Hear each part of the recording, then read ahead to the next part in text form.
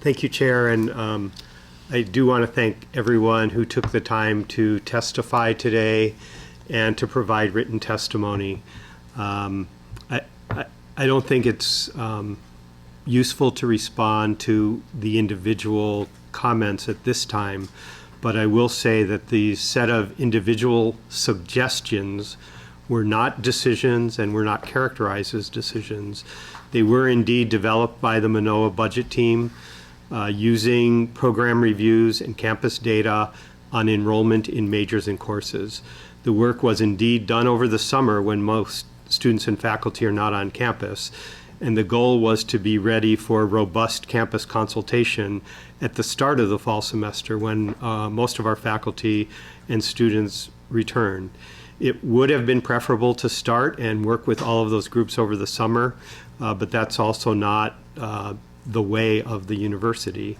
And we wanted to be able to hit the ground running, and as you can tell, robust consultation is now underway. You can see that from the oral testimony today and the substantial written testimony.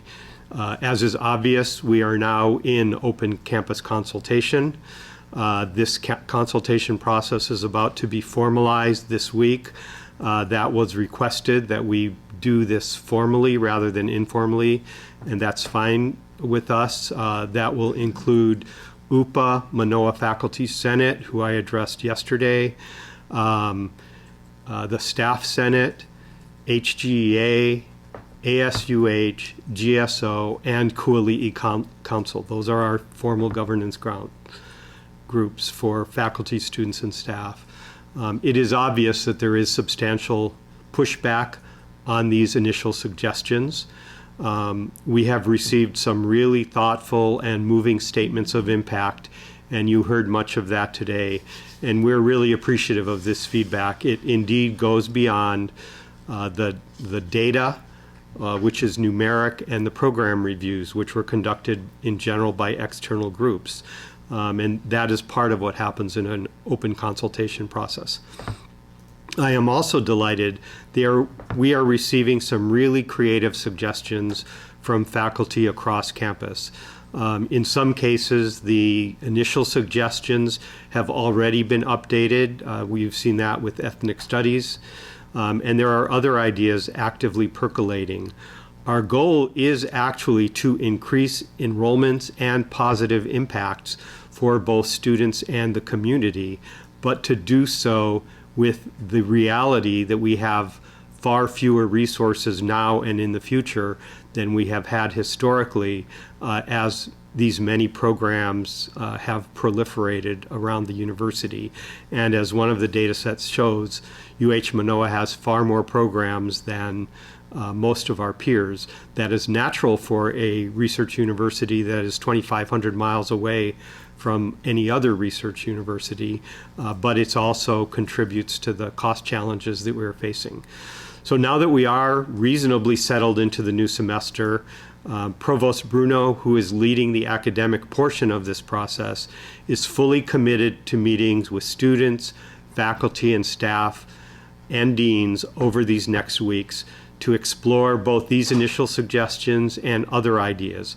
Again, our goal is to identify changes that can actually increase our positive educational and community impacts, including in these many areas that have been discussed today, with fewer resources.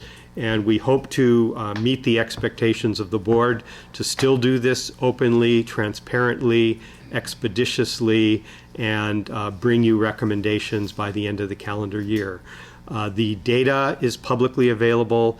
The members of the budget team that came up with these initial suggestions is publicly available. The program reviews are publicly available, and we are encouraging everyone to use this information as well as the other kinds of feedback to keep moving forward in a process that we hope can provide greater strength in some of these areas.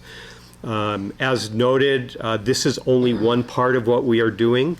One of the testifiers asked, what about the administration? And we have been very open about the reorganizations of the what was the Manoa Chancellor's Office and Vice Chancellor's offices in what is known as Phase 2, which has been ongoing. The framework for that has been laid out, and we are about to go into formal consultation on that as well. This was originally structured as a cost-neutral exercise, and it is obviously being recast as a cost savings exercise, including a reduction of executive and managerial positions associated with campus administration. Executives have already been advised that while all of our collective bargaining members, that's our faculty and staff across the UH system, are receiving their negotiated pay raises that were passed by the legislature, and I'm informed that that bill was signed into law. Executives will not be receiving pay raises. While the appropriation bills include funding for that, those resources will go into helping address the budget shortfall. Executives have also been advised that they will be expected to participate in any imposed salary reduction program that the state may engage in. Similar activities, while this conversation today was about Manoa, similar activities are taking place across the UH system and for UH system offices as well.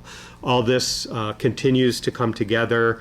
We look forward to next month bringing you a budget policy. That budget policy paper will be different than any budget policy paper in the past, just as the biennium budget process will be different than any biennium budget process in the past, as we're looking at even graver financial shortfalls than we had been anticipating based on the latest information.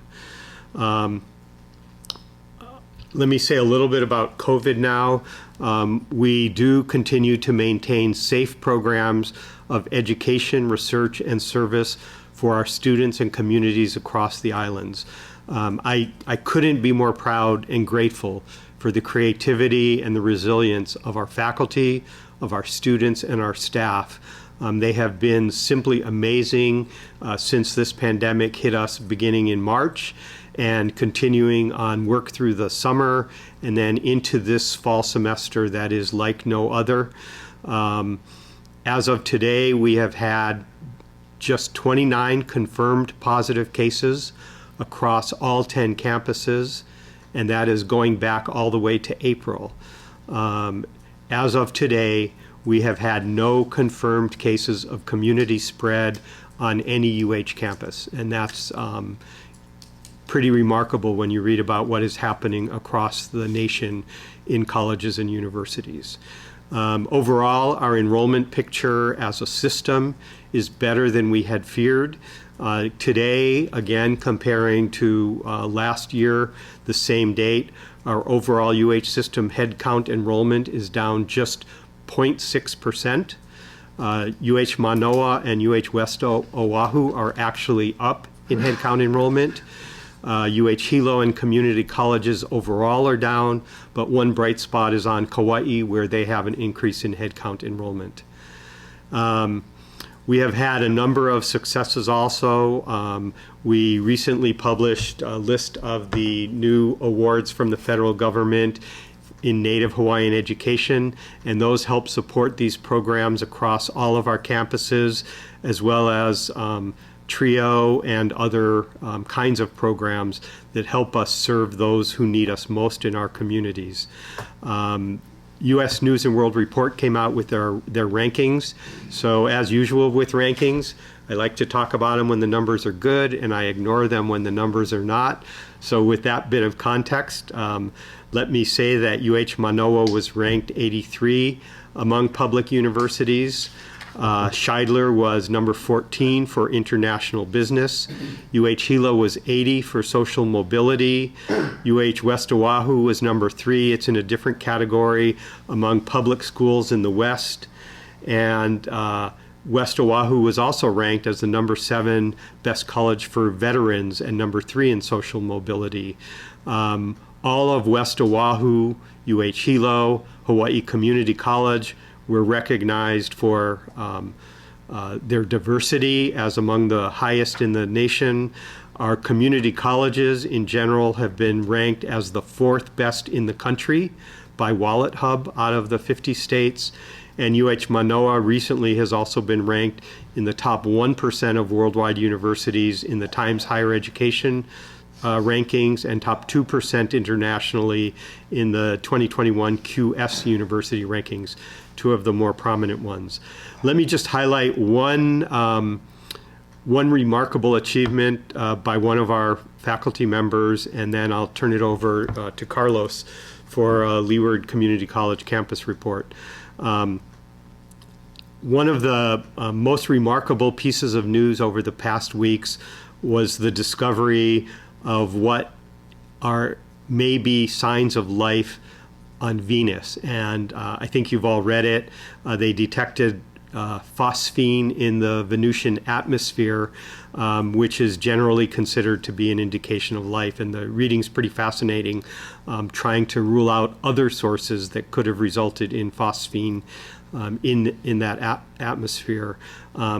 And while this was discovered using a telescope on Mauna Kea, the JCMT, or James Clerk Maxwell telescope, even more exciting is the name given to this discovery by UH Hilo's own Larry Kimura, who's been instrumental in Huahei Noa naming program. So he was invited to name the discovery, and he was really quite thrilled, he said, because he's always wondered about, is there life out there? And he thought about trying to name the gas itself, and ultimately he decided to create a new word, Makaola, to describe the possibility of the detection of life on Venus. And these are his words. I thought no sense looking at this from a scientific description. I was thinking of this as a general understanding of a determination, the appearance of this confirmation. So in Hawaiian, maka is the basic word for eye, but it also has other meanings.